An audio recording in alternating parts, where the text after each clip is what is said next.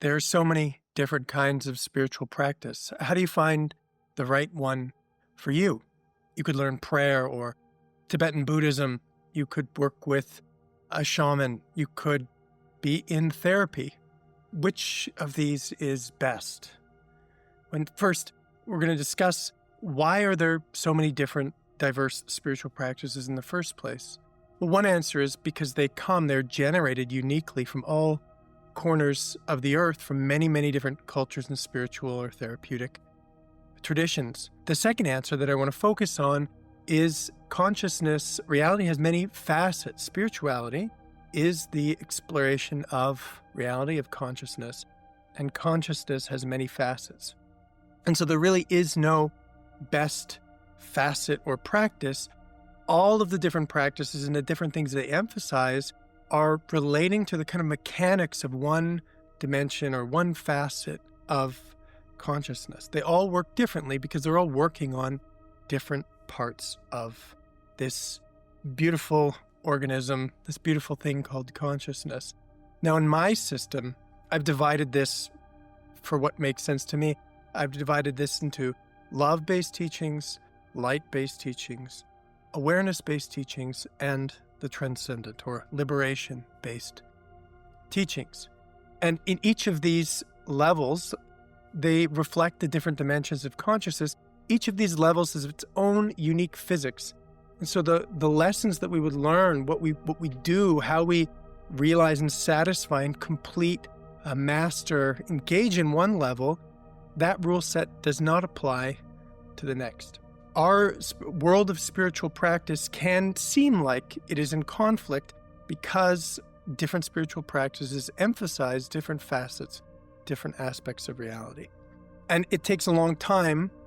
It's still happening for this whole map to emerge and all of these pieces to fit together to make sense as one coherent, cohesive whole where all of these practices exist within your map of experience, within your repertoire. So this is akin to asking me, this is a crude metaphor, what is the most important part of my car? I only have $100. I want to do maintenance on my car. Should I fill up the gas tank or should I change the oil? Should I have a steering wheel or should I put air in the tires? Well, ultimately, a car is the sum total of its parts. A healthy spiritual practice, a healthy spiritual life, in my experience, is invariably going to take us to all aspects, all dimensions, the whole intricate machinery of consciousness is going to have to work together. And the way this happens is because you are successful in one facet and then your practice expands. So in this way, spiritual practice is not about picking the best facet. It's about picking the one that resonates with you so that you can grow in your understanding, that you can use this as a wedge into this beautiful experience of awakening and healing. You can wedge yourself in and master that facet and grow beyond it. Your spiritual life, your awakening, is invariably going to take you beyond where you start into all of the other facets. So where do we start? Well, I recommend that you start with the facet that works for you. And what I mean by that is that it resonates for you, you are intrigued, you are drawn to it, you have the motivation to practice, it feels right for you. You want to pick the one that you're going to be successful in. And you don't need to compare this with other facets or other practices so much because it's not about picking the best one. It's about getting your foot in the door, having an opening or some growth, some understanding experientially, and expanding beyond that into all of the other facets. So where do I start people given this? Well, again, I teach about these four primary levels. As I see it, I've grouped consciousness into these four elements: love, light, awareness, and the transcendent or liberation. And when I started teaching, what I found was that each person actually has a very unique journey. They come to me with a very unique set of properties, capacities, and ignorances. And what I was not able to do was to teach what happened to me and have that work universally for everybody I worked with. This is what I started with. I wanted to teach the awakening that had happened to me. I wanted to teach what happened to me, like I think many spiritual teachers do. I wanted to teach my path. What I found was that was actually not a universal teaching. Many people were coming to me with different life experiences, with a different trajectory even than I was. And so I had to figure out, like, running a community, running a spiritual community, knowing that there are all these people doing different things. How do I serve? How do I be effective? How do I create a universal teaching?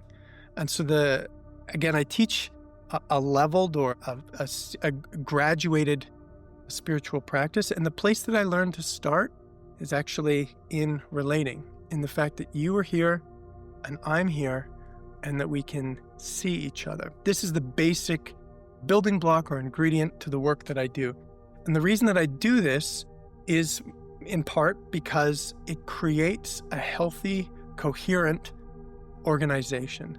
When people can relate, when people can express what they are experiencing and feel and be received, this relating, this sense of connection, the sense of being seen and being able to see other people forms the bedrock. This is the ground of our practice, and everything else can be built on top of that. Because in my community, with the people I work with, we all work together. I am not the one point of light. We have a community that works and practices together through relating, through the relational practice that we have created. So this is one reason, because it creates a very coherent and healthy fabric. In large part, it allows things not to build up between people, because they get resolved, because they get seen and spoken, and we have the methodology to do that. But the second thing, the thing that's perhaps my greatest joy, is it creates a community which recognizes and emphasizes the uniqueness of all beings. Yes, I believe consciousness is one thing, I experience it as one thing, and yes, we are all ultimately headed to the realization of the nature of reality, but where we come from and how we get there is unique. And I believe in many spiritual practices, you create this perception, everybody wants to be doing it the right way. Well, there is no right way, there's your way, there's your path. And the realization of that comes when you see yourself and you are seen, when you are supported to explore what's actually true, what's actually happening for you, what you want, where you are going. And again, these strengths or capacities that are innate to you, the wisdom that you bring and the challenges that you bring with you to your practice. So what I am most proud of is in my community, what I see is a tremendous reverence and appreciation for the uniqueness of all of us. And in that, there is a recognition that we are all just trying to become more of ourselves. We're just trying to be more of who we actually are on all levels. The place that I start people is on the ability to relate. And this takes place at a subtle level of energy, like a global body of energy, which I describe as a kind of an internet nervous system, a subtle field of energy, which can also be described as the unified field. This is our base. And in my system, these are love-based teachings. From this platform, each person can sink deeper and deeper inside themselves, moving through all the dimensions of reality while being in relationship, while exploring themselves and consciousness together. It's the perfect pairing for me of Sangha, of having a community, of having a structure and teachings, and at the same time, having a unique path which unfolds as you learn about yourself.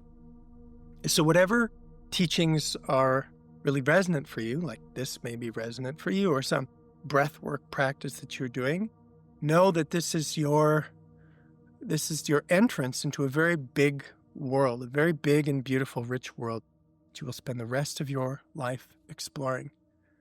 To hope this frees you up to choose and be aligned with the things that really feel right for you. And again, my advice, don't try to be different than you are. Just do the thing that feels right for you. Teachers and teachings are designed to reflect, to show you what you can realize about yourself, not to add onto you some differentness. It's not designed to make you different than you are. It's designed to reflect and show you the parts of yourself which you haven't realized yet. Again, if you're interested in the work I do specifically, you can look in the description below this video. I have a link. You can meet with me and we can discuss who you are, where you are, and how I can help you get where you are going. I hope this helps.